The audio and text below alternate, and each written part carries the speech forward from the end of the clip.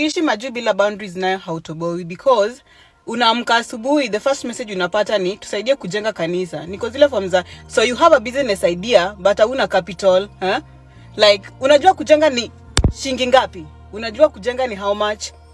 Mimi mwenyewe nimefika majuu, niko na 1 year bado na struggle kupata documents hadi siwezi ingia mboka. Tuna work overtime. Ona baridi inatukula na kuambia masinondo hizi baridi zinatukula, mnakuja mnatuomba pesa yenye sisi tunatamani kuomba. Nyinyi mmelalisha matako hapo hivi, mnajua mimi nakuanga na relative wako majuu. Siwezi ingia job juu sina makaratasi. 1 year napata wapi pesa ya kujenga kanisa? Mimi mwenyewe sina nyumba. Mimi personally sina nyumba. Kanisa nitajenga aje?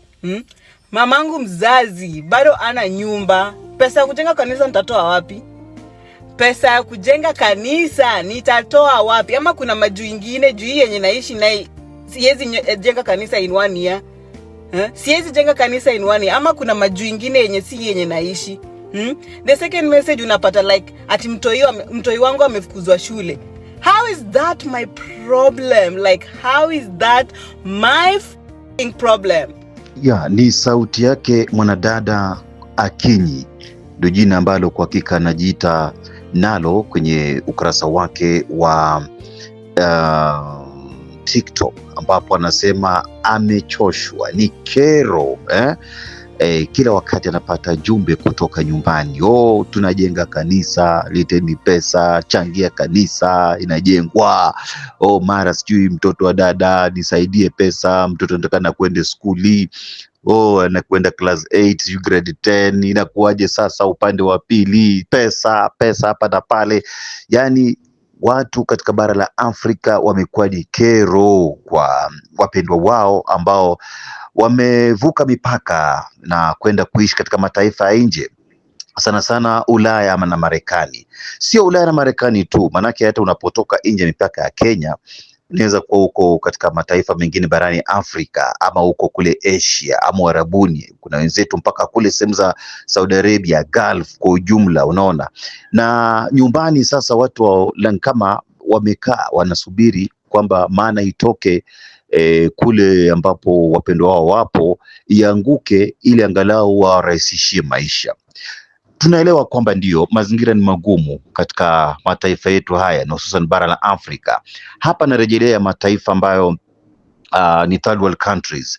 Kwa hakika tunaishi katika maisha magumu na tunaishi kiujamaa zaidi. It's a communal thing katika mataifa yetu. Manake mimi nikipata ni jambo la kawaida sana kwamba nitawafaidi wenzangu, unaona, na mwenzangu akipata huwa naona kwamba ni jambo la kawaida sana kwamba watanifaidi, unaona. Kwa hiyo ni kitu ambacho imekwepo katika fikra zetu tangu jadi, na ni jambo ambalo kidogo imefanya wengi wakabaki nyuma ama wamekosa kujiendeleza, na pia vile vile kuleta uhasama kati ya ndugu, jamaa, hata na marafiki, kwamba unapofika unakata kusaidia ama unalenga simu zao, basi inakuwa ni gumzo, inakuwa wewe umekuwa ni adui, umekuwa sasa unajifanya unaringa. Wengine wanaishia kiasi cha kusema kwamba tulikusaidia ama pia sisi Mungu atatufungulia njia. Kwa hiyo inakuwa ni swala la wivu, uhasama na hata uchawi unaweza ukaingilia kati. Majuu ni kupoa sana. Ukikuwa myangu, ukikuwa na nguvu na mapawa ya kufanya kazi, at least unaweza fanya overtime, ukafanya nini. But at the end of the day, ukija ukikaa chini ukicheki poa, unakuta mazee ni tu you are just a modern slave. Unafanya tu kazi tumbo, holiday, na that's all. That's all yani. Mimi niko na miaka 29, sina mtoi, you know why? Unajua sina resources za kulinda mtoi. Nime spend life yangu like almost 10 years of my life running away from teenage pregnancies. Nilijua siwezi linda mtoi, na nikipata mtoi ni hivyo. Dreams zinaenda down the drain. Tumejifungia ndo tusikuwe na watoi, alafu unani DM ati nikulipie mtoi yako school fees, na uko na bwana. Uko na bwana. Na uko na bwana. Unajua sababu sina mtoi na niko na miaka 29, unajua sina resources za kulinda mtoi, ndo kwa maana sina mtoi. sina mtoi, na mimi sitaki watoi wangu waishi maisha mimi niliishi. Ndio kwa maana sina mtoi na miaka 29. Unani DM ni kulipia mtoto wako school fee. Takataka.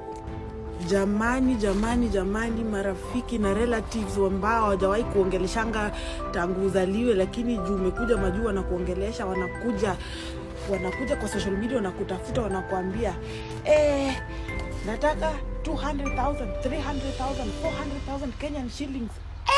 Munaomba pesa ambayo ndio sisi tutengeneze, hatulali. Ni jambo ambalo kwa hakika limekwepo kwa muda mrefu, na labda pengine sasa wakati umefika tuweze kutathmini upya. Manake wote ambao kwa hakika wengi, niseme kwamba asilimia takriban 50 ama 90 ambao wamekwenda katika mataifa ya nje, wanakiri kwamba maisha sio rahisi, maisha ni magumu mno, watu wanapitia changamoto, watu wengine wanashindwa hata pa kulala, watu wanashindwa hata kulipa kile ambacho tunaita bills. Manake Ulaya ama Marekani, without paying bills, wewe utaishi kwa streets, utapigwa na baridi mpaka ufe. Manake yale ni mataifa ambao ukiangalia vizuri yana extreme weather conditions. Kama kuna wakati wa theluji, unaona, wakati ambapo ni wakati wa snow time, utaishije mahali kama pale, unaona? Na bila kazi itakuwaje? Bila papers, kuna wengine hata hawana stakabadhi. Unaona kile ambacho Trump anafanyia watu kwa sasa. Ukipatikana una papers, watu wanajificha kama mende wakati wa kwenye kiangazi, haonekani. Maisha ni magumu, labda wengine wajipendekeze wafanye jambo ambalo sio rafiki, waoe hata watu ambao wamewazidi umri, yani mpaka wanajificha katika mambo ambayo wanafanya just for survival. Maadamu mtu ametoka amekwenda Ulaya, Marekani na kadhalika, unaona sasa huyu bila shaka ametoka block na atatuvusha. Sio rahisi. Tuna work overtime. Ona baridi inatukula na kuambia Masinondo, hizi baridi zinatukula, mnakuja mnaomba pesa yenye sisi tunatamani kuomba. Nyinyi mmelalisha matako hapo hivi, mnajua mimi nakuanga na relative ako majuu. Hiyo snow anaifanyanga shaga na baga la binadamu kwa pesa.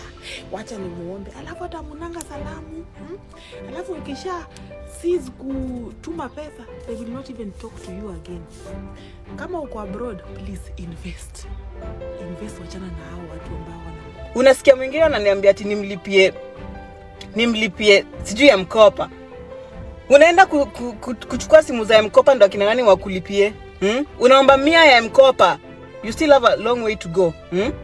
You still have a long way to go kama bado naomba 100 za mkopa. Mimi sitakutumia pesa juu naishi majuu. Just because I'm living abroad, I'm not sending you any money. Juu nitoe wapi? Ama kuna place nyingine watu wanatoanga pesa hapa majuu kama sikwenda job. Niende kazi ni kutumia pesa juu mimi niko majuu. Uko na akili? Uko na akili? Like 29 years, this is the first time I'm living. Nimespend miaka 28 on survival mode. This is the first time. This is the first time mimi naishi. This is the first time I'm living. Like, can I just leave? Hapa Europe, hapa German, ile pesa tunalipwa, ukiangalia matumizi, usaidie home, ufanye nini? Mazee lazima ukue mjanja kabisa ndio overcome hii pressure iko huku. Otherwise utafanya kazi hapa wenye wanasema ati pension, ungoje uzeeke, pesa ya uzee. Huku uzee watu wanaingia na 67 ndio unaanza pata hiyo pesa ya uzee.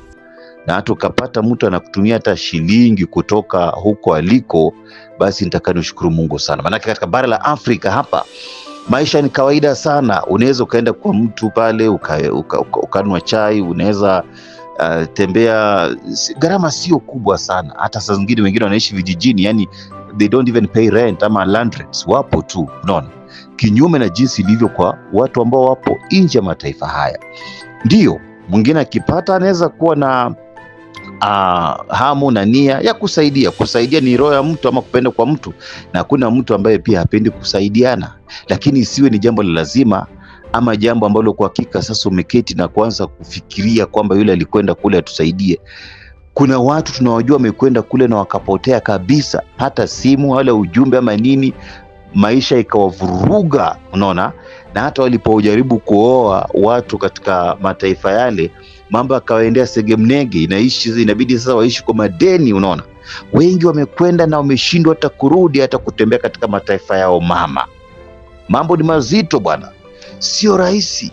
Ndio sababu huyu dada kwa jina la King anaamua kujilipua, anasema nitapasuka. Kuna wengine mpaka wana commit suicide, wengine wanajiua aswa, unaona, wengine wanafanya mambo ya hovyo kutokana na pressure kwamba nyumbani kule nategemewa, nyumbani kule nasubiriwa, nyumbani na wewe mwenyewe kulipa bills ni shida. Manake katika mazingira kama Marekani lazima ulipe internet, lazima ulipe airtime ya simu, na sijui ni weekly ama monthly, lazima ulipe nyumba, yani bills, yani uchumi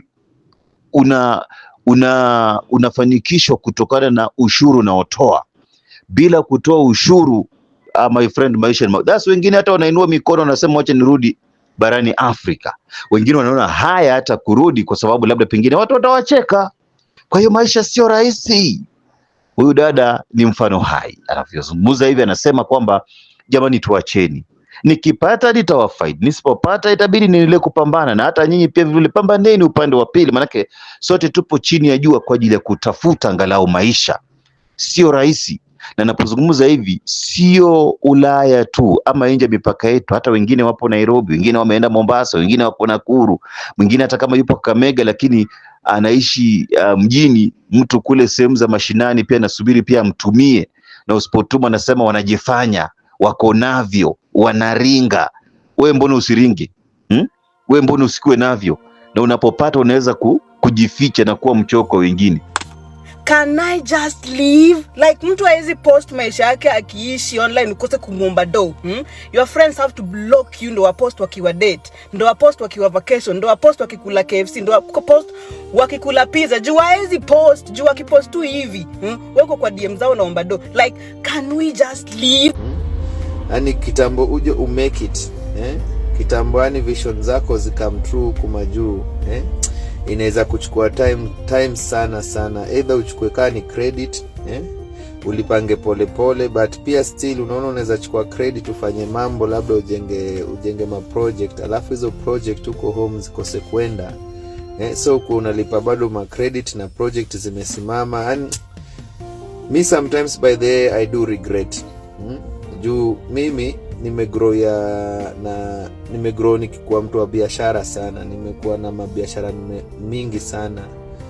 In those days nikiwa mdogo I even have my own matatu, na nilikuwa with 14 years, nilikuanga biashara zote za mtaani nini, kama mtu anataka kubai nini, yani nilikuwa nimechangamka mbaya sana, So but kama hapo unacheki ni kazi nategemea ni mshahara ile unapata mwisho wa mwezi, naweka ukihesabu mahesabu vizuri, sometimes hata end month mtu wezi jeki hata 50,000 euro, 50,000 Kenya shilling, So nikiangalia hiyo maisha, alafu naona sasa huku hakuna pirika, hakuna mbio hatu utakimbia hapa utafute kazi, utafute deals sijui nini, yani ma deals sijui hakuna huku, hakuna madeal. Ukiwa once umeandikwa permanent, wewe unangojea mshahara yako. Hiyo mshahara yako ni wewe sasa either ufanye mabiashara back home, ama ukae tu hivyo sasa uchukue madeni, ununue nyumba uanze kulipa, ama uishi tu wewe unakula, unavaa poa, unaenda holiday, una support familia yako, But hiyo bright future hati utakuwa msongo, ukue tajiri, ukue na mapesa mengi, walai si kama ukiishi hapa majuu. Kwa hiyo maisha ni changamoto, unless uingie katika nafasi ya muhusika, labda pengine utaelewa. Lakini katika hili nafuu tuweze kuombeana mema, ili walau Mungu afungulie kila mmoja na nafasi ya kuweza kujikimu maishani. Manake dunia hii chini ya jua sio rahisi. Yale wanaopitia wenzetu katika miji mikuu, Nairobi, Thika, nazungumzia Kakamega, Kisumu, Eldoret, Mombasa na Nyuki, vipi kule sehemu za Garissa, nazungumzia Machakos na kadhalika, sio rahisi. Unaona, wengine mpaka wanajiuza ili kupata, wengine wanafanya mambo ambao yani macho yako yangefunguka uone yale mambo watu wanafanya kwa ajili ya kuishi katika ulimwengu huu, labda pengine ungefunga mdomo. Unaona, lakini katika hili kwa sauti ya udada eti sasa leti tuweni. Kama pesa ipo hata kidogo kile utatuma ijenge kanisa, lakini what is the priority? Kujenga kanisa ama kujenga nyumba? Ujijengee makao yako, unaona? You must have a home, you must kuwa na vitu vidogo vidogo. Kama kuna kitu kidogo unaweza toa, the little you have, unaona? Kwa hiyo hii pressure lazima kidogo yeyushwe. Kuna hili swala la school fees, ndio unajua hatutoshani na ni vizuri kusaidia, lakini kama haipo utafanyaje? You can't give what you don't have, and you don't promise what you can't honor.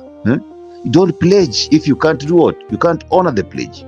So kwa sauti ya huyu dada na wengine wapo wengi, hata tunaweza wasikiza kwenye mitandao, it is not easy.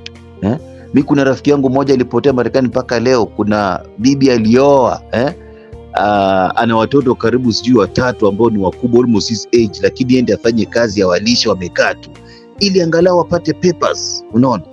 It's not easy.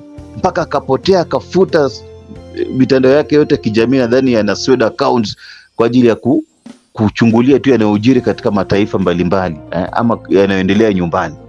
It has never been easy. It's not easy, and it will never be easy anyway at the end of the day. So the little you have, just appreciate and also try making it in life. Unaona, ndio mambo haya wanasema kero za ndugu jamaa na marafiki, kero za washirika, kero mpaka kwa serikali. Unaona, it has never been easy. Kwa hiyo katika hili itabidi tufikirie upya. Hii ni Bonga Tube, ladies and gentlemen.